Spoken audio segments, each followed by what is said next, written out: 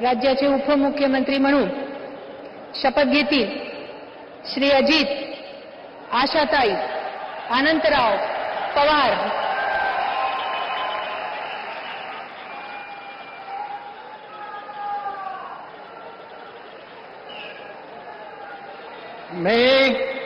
मी अजित आशाताई अनंतराव पवार गांभीर्यपूर्वक प्रतिज्ञा करतो की कायद्याद्वारे स्थापित झाले आहे अशा भारताच्या संविधानाबद्दल मी खरी श्रद्धा व निष्ठा बाळगीन।